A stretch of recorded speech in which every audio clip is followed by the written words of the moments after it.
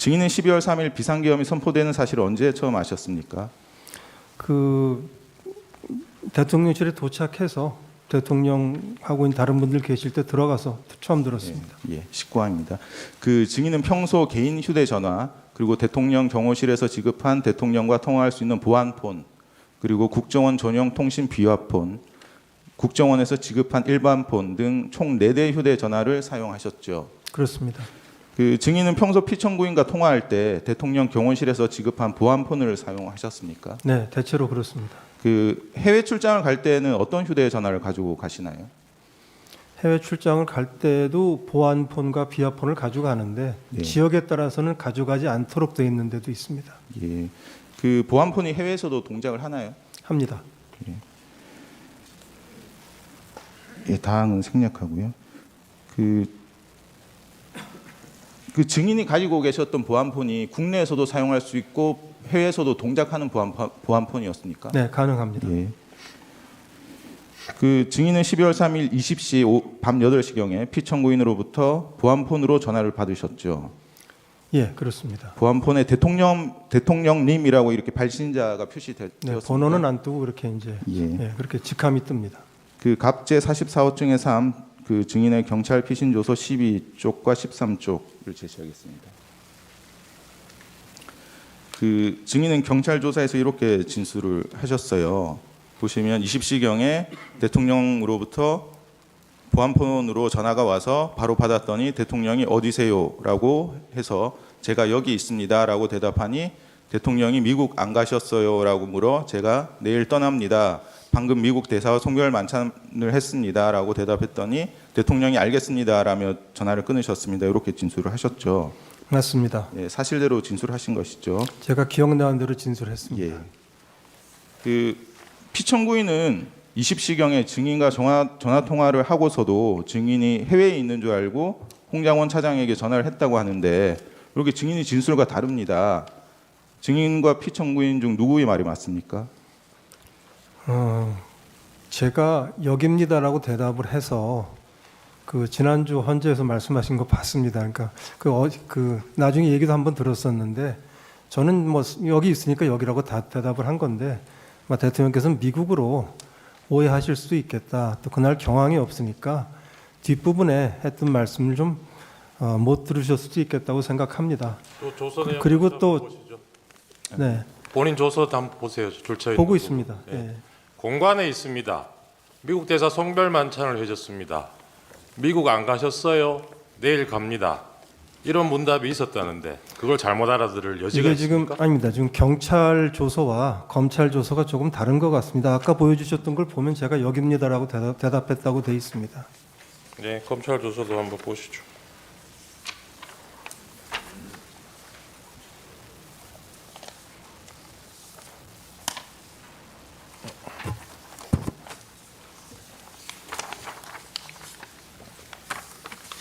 경찰 조사받은 날하고 검찰 조사받은 날하고 하루 차이 아니었어요? 그렇습니다. 네, 그런데 그 다르게 대답할 여지가 있습니까? 저는 대통령께서 잘못 생각하고 계신다고 생각을 못하니까 여기입니다 하고 대답하는 거나 공간에 있다고 대답하는 거나 저한테는 똑같죠. 그래서 그래 대답을 했습니다. 네, 궁금해하시는 검찰 조서. 예, 검찰 조서입니다. 그 검찰 조사에도 그 증인이 20시경에 만찬 자리가 끝나고 이제 전화를 받았고 공간에 있습니다라는 말씀을 하셨고 대통령이 미국 안 가셨어요. 대통령이 미국 안 가셨어요라고 질문을 했고 제가 내일 갑니다. 이렇게 문답을 했다고 진술을 하셨습니다. 맞습니다. 경찰 진술과 검찰 진술이 동일합니다. 그래서 말씀을 드리겠는데 저는 그렇게 말씀드린 거로 기억합니다. 기억하는 대로 설명한 거고요. 예. 근데 이제 그날은 경황이 없는 날들 아니겠습니까? 그 대통령께서 그냥 여기다 미국에 그냥 있구나라고 생각하시면 뒷부분을 주의 깊게 안 들으셨을 수도 있다라는 그런 생각도 해봤습니다. 거고요. 제 생각입니다. 예, 미국에 안 갔다라는 말을 분명히 하셨다는 말씀이시죠? 그러니까 제 기억은 그렇습니다. 예, 그리고 알겠습니다. 조금 있다가 국무회의에서 만나지 않습니까? 예. 그 뒤에 5분 뒤에 강희구 부속실장이 전화가 오죠. 네, 저 지금 이렇게 들어오라고. 네, 그렇습니다. 근데 대통령이 5분 전에 통화할 때는 증인이 미국에 있는 줄 알고 전화를 끊었다면 5분 뒤에 강의구 부속실장이 증인한테 전화해서 들어오라고 한 그건 어떻게 설명이 가능하죠? 그 제가 뭐 설명을 다 할 수는 없는데 언론 보도를 보니까 대통령께서 모든 장관들 직접 전화하셨더라고요. 네. 근데 저한테는 통화를 하셨는데 들어오라 말씀 안 하셨어요. 네.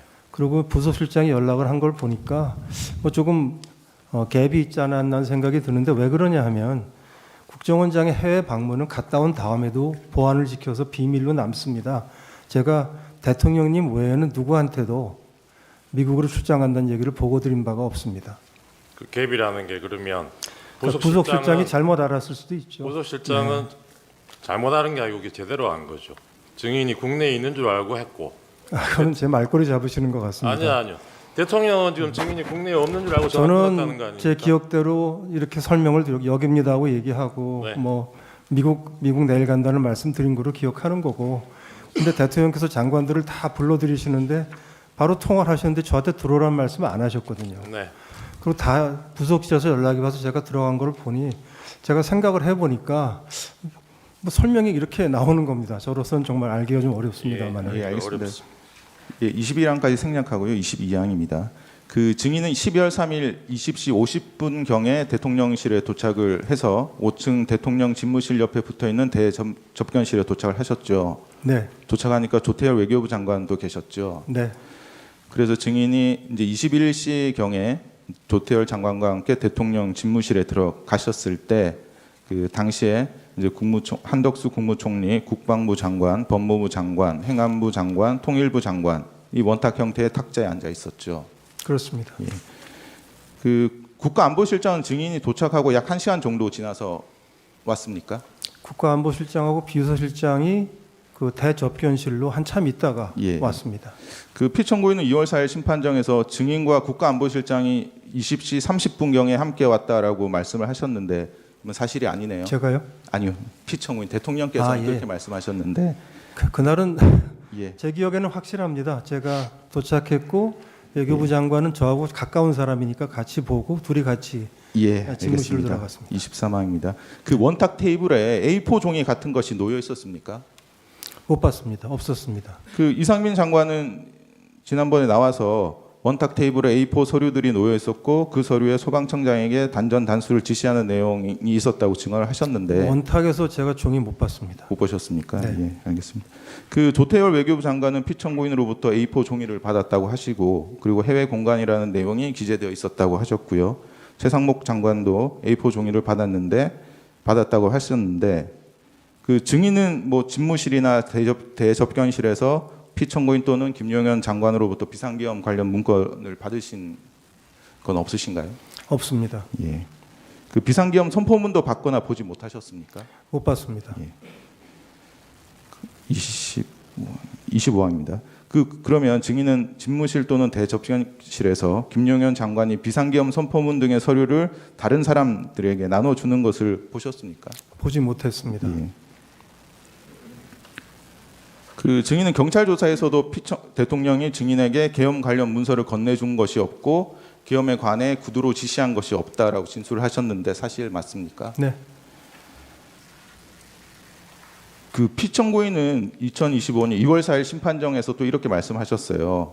국정원장인 증인에게 국정원의 계엄 사무에 관해 다 얘기했다라고 말씀을 하셨습니다.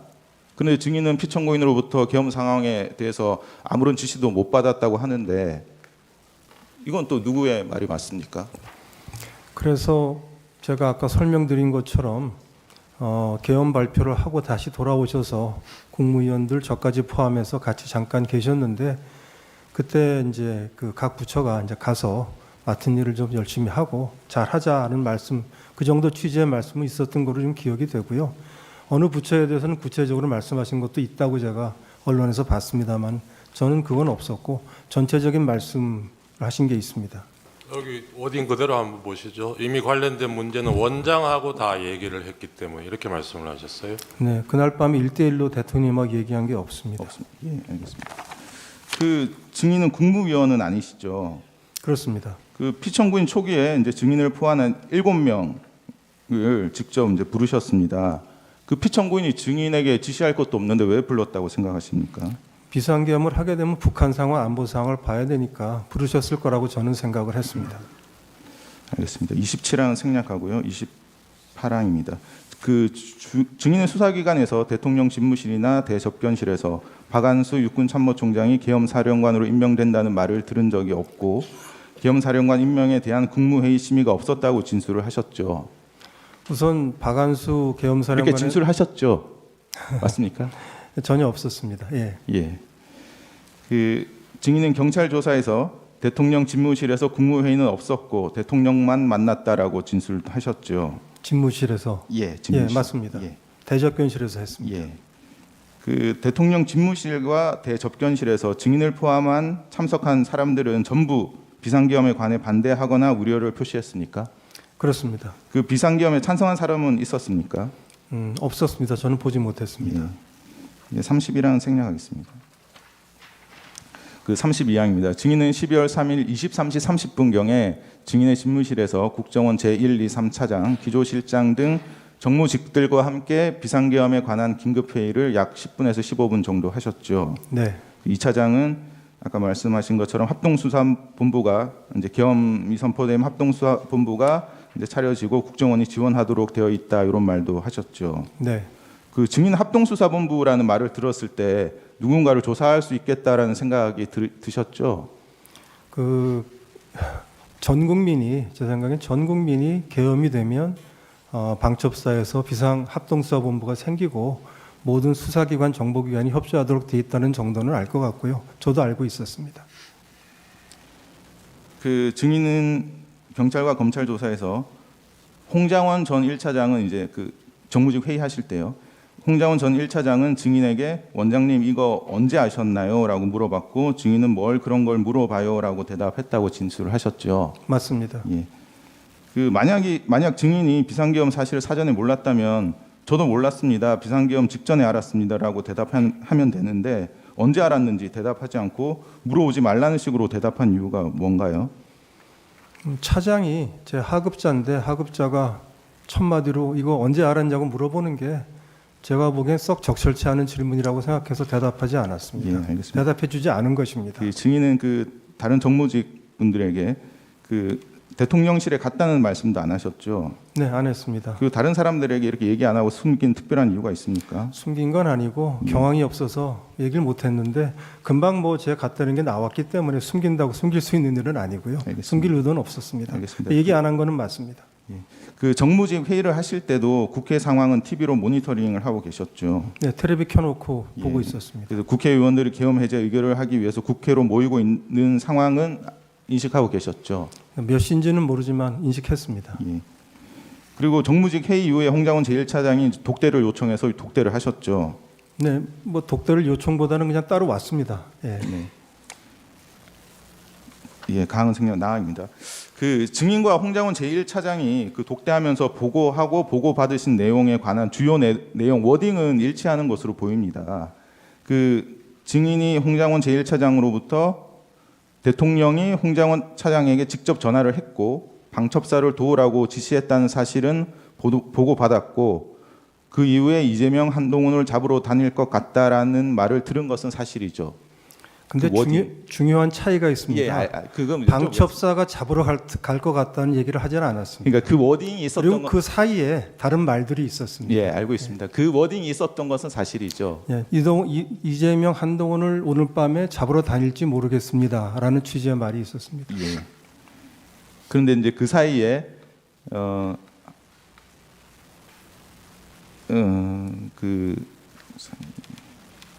그 사이에 이제 홍장원 차장이 증인에게 회의할 때부터 원장님 안색을 살폈는데 생각이 많으신 것 같다. 추가 지침 하실 거 없으신가요? 이렇게 물어보고 증인은 이제 내일 아침에 얘기하자고 하시고 그 다음에 이제 한동훈 이재명을 잡으러 다닐 것 같다 이런 말을 했다는 것이죠. 정무직 회의 때 제가 차장들한테 쭉 물어보니까 이 차장이 얘기한 것 말고는 사실은 아직 준비들이 안 돼 있어서 우리 기조실장 같은 경우에는 법령이나 매뉴얼을 찾아봐야 될 것 같습니다라고 얘기를 해서 그러면 각 부서에서 비상계엄 하에 국정원이 하도록 되어 있는 일이 뭔지를 좀 좀 파악을 해가지고 내일 아침에 다시 모여서 회의를 하자고 했습니다. 예, 그 알겠습니다. 똑같은 얘기를 예.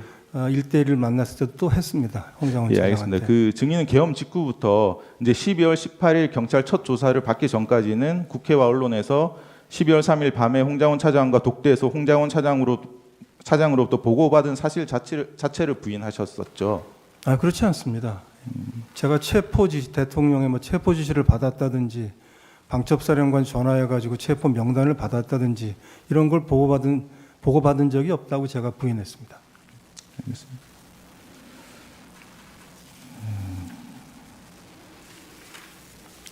그 증인은 이제 홍장원 차장이 독대하면서 찾아와서 이제 그 정무집 회의에서 공개적으로 말하지 않고 이제 독대를 했다면 이제 보안이 유지되어야 하고 중요한 일일 것이라는 생각이 들었을 것 같은데 증인은 그런 생각 안 들었습니까? 따로 찾아왔길래 의아하게 생각을 했고 거기다 남의 안색 걱정까지 해줘서 정말 의아하다고 생각을 했고요. 그리고 차장이 원장한테 그렇게 보고하면 안 됩니다. 만일에 홍 차장 하는 말이 맞다면 이렇게 보고했어야 됩니다. 대통령께 전화를 받았다. 대통령께 어떤 지시를 받았다. 그래서 방첩사령관하고 전화를 해봤더니 이런 명단을 예. 불러주면서 위치 추적을 요청을 받았다. 원장님 이거 어떻게 했으면 좋겠습니까? 알겠습니다. 그렇게 얘기하지 않았습니다. 예. 그 증인은 이제 대통령으로부터 계엄 관련 지시를 받지 않으셨다고 하셨지 않습니까? 네. 그러면 대통령이 그 홍장원 차장이 이제 자기는 대통령이 이렇게 직접 전화를 해서 방첩사를 지원하라고 직접 지시를 했다라고 이렇게 그런 얘기를 들었으면 이제 국정원장으로서 그 홍장원 차장이 구체적으로 어떤 지시를 받았는지 물어보는 것이 자연스럽지 않습니까? 우선 홍정원 차장이 구체적으로 얘기하는 게 정상이죠. 그리고 방첩사를 지원하라고 하는 말씀은 제가 안보실장 때부터 대통령께서 참 여러 차례 들었습니다. 왜냐하면 방첩사가 굉장히 해편되고 축소됐다가 다시 복원되는 과정이기 때문에 방첩사를 좀 관심을 가지고 제 기능을 할 수 있게 복원시켜야 된다. 이 얘기를 제가 사실은 안보실장 할 때도 뭐 제 기억에는 몇 번을 들었기 때문에 새삼스럽게 느껴지지 않았습니다. 근데 잠시만요. 이게 이날 이 보고받았다는 시점이 이제 계엄 선포되고 1시간 남짓 지난 시점이에요. 증인은 대통령실에 가서 비천구인을 보고 온 사람이고, 그런데 그런 증인한테 차장이 대통령이 전화로 지시를 받았다라고 얘기하는데 그 지시 내용이 안 궁금했다는 얘기입니까? 우선 첫째는 제가 보고 왔는데 차장한테 전화를 주셨다니까 제가 무슨 말씀을 하시려고 전화를 주셨나 궁금하게 그러니까요. 생각했습니다. 네, 그게 당연하죠. 근데 뭐 방첩사를 지원하라고 했다고 하니까 제가 늘 듣던 얘기라 그런 말씀하시려고 전화를 하셨나라고 생각했습니다. 그러면 그 증인 말로는 그리고 그거하고- 사실 전화를 언제 했다는 얘기도 안 했습니다. 그러니까 저는 그 다른 앞에 방첩사 지원하라는 얘기하고 뒤에 이재명 한동훈 잡으러 가기를 했다는 얘기하고 이 다른 맥락으로 이해를 하셨다는 건데, 제 입장에서 들으면 그 두 개를 연결할 수가 없고 그런 일이 그러니까 생길 거라고 그 생각할 수가 없습니다. 시점에라도 이재명 한동훈 이름 나왔을 때도 이게 앞에 맥락이 같은 맥락인지 대통령 지시에 그게 포함되는 건지 그거 당연히 확인하셨어야 될 것 같은데 그거 어떻게 제가 보기엔 넘어가죠? 당연히 보고를 했으면 알아들었을 텐데 이렇게 얘기했습니다. 앞에다가 대통령 전화를 받았다. 그래서 뭐 방첩사를 도와주라고 했다. 그다음에 조금 있다가 뜸을 들이고 근데 안색을 쭉 살폈는데 좀 뭔가 추가 지침을 좀 주셔야 될 게 뭐 있느냐. 또 뭐 없다고 하고 우리 이미 얘기한 대로 내일 아침 다시 얘기하자고 하니까 또 한참 네, 있다가 알겠습니다. 그런데 이재명 한동훈 잡으러 다닐지 모르겠습니다. 오늘 밤에 이렇게 얘기를 하니까 저는 어떻게 보면 밖에서 생각할 수 있는 좀 뜬구름 같은 얘기를 지금 한다고 느꼈습니다. 네, 알겠습니다. 제가 알아듣게 예. 보고를 해줬으면 참 좋았을 거라고 나머지 생각합니다. 생각하고 16조의 다항입니다. 그 증인은 12월 3일 22시 55분부터 57분경 사이에 피청구인과 보안폰으로 통화를 하셨죠.